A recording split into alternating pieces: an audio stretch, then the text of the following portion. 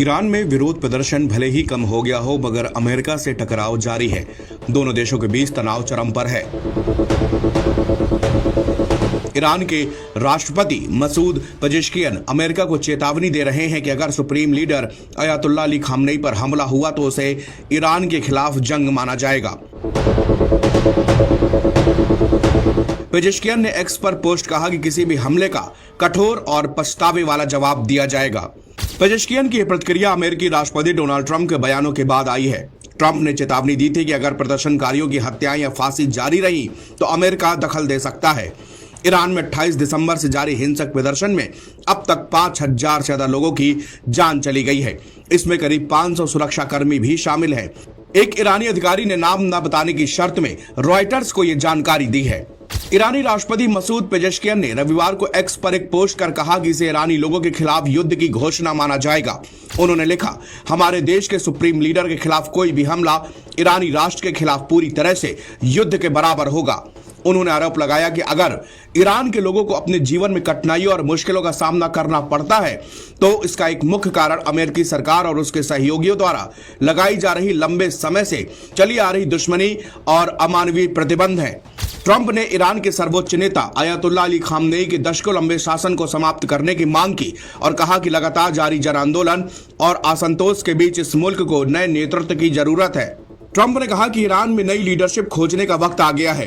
Trump ने कहा, भले ही देश बहुत निचले स्तर पर ही क्यों ना हो, लीडरशिप को अपने देश को ठीक से चलाने पर ध्यान देना चाहिए, न कि कंट्रोल बनाए रखने के लिए हजारों लोगों को मारना चाहिए। इस दौरान अमेरिकी राष्ट्रपति ने अपना स्वयं का एक उदाहरण दिया। उन्होंने कहा कि नेतृत्व सम्मान पर आधारित होता है, डर और मौत पर नहीं। ट्रंप ने 15 जनवरी को बताया था कि अब हत्याएं कम हो रही हैं। व्हाइट हाउस ने भी दावा किया कि ट्रंप के दबाव के बाद ईरान ने 800 लोगों की फांसी की योजना रोक दी है। संयुक्त राष्ट्र की सहायक महासचिव मार्थ पोबी ने परिषद को बताया कि यह प्रदर्शन तेजी से फैले, इसमें काफी जानमाल का नुकसान हुआ है।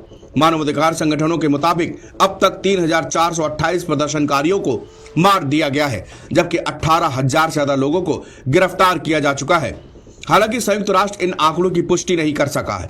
ईरान से निर्वासित क्राउन प्रिंस रजा पहलवी ने कहा कि वो जल्द ईरान लौटेंगे और देश का नेतृत्व करेंगे। पेरिस से जारी किए गए एक वीडियो संदेश में उन्होंने कहा कि आज ईरान में लड़ाई कब्जे और आजादी के बीच में है। ईरानी जनता ने मुझे नेतृत्व के लिए बुलाया है, मैं ईरान लौटूंगा। पहलवी ने सोशल मीडिया प्लेटफॉर्म एक्स पर कहा कि वो एक मुक्त ईरान का सपना देखते हैं जो इस्लामिक रिपब्लिक की नीतियों से पूरी तरह अलग होगा। उन्होंने कहा कि उनका लक्ष्य शांति, समृद्धि और अंतर्राष्ट्रीय सहयोग की ओर लौटाना है। उन्होंने कहा कि अगर ईरान में लोकतांत्रिक सरकार बनती है तो देश अपना परमाणु सैन्य कार्यक्रम खत्म करेगा, आतंकी संगठनों को समर्थन बंद करेगा और अमेरिका के साथ संबंध सामान्य करेगा। पहलवी ने यह भी कहा कि एक मुक्त ईरान इजराइल को मान्यता देगा और मिडिल ईस्ट में स्थिरता लाने वाली ताकत बनेगा।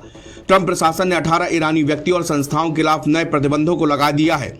इसमें से ईरान की सुप्रीम नेशनल सिक्योरिटी काउंसिल के सचिव अली लारिजानी और कई अन्य अधिकारी भी शामिल हैं। अमेरिका का कहना है कि ये वही लोग हैं जिन्होंने प्रदर्शनों पर क्रूर कार्रवाई की योजना बनाई। अमेरिकी वित्त मंत्री स्कॉट बेसेंट ने इसकी घोषणा करते हुए कहा कि राष्ट्रपति ट्रंप ईरान के लोगों के साथ में खड़े हैं और उन्होंने वित्त मंत्रालय को प्रतिबंध लगाने का आदेश दिया है। ईरान पहले से ही कड़े अंतर्राष्ट्रीय प्रतिबंधों का सामना कर रहा है, जिससे उसकी अर्थव्यवस्था और भी ज्यादा कमजोर हो गई है।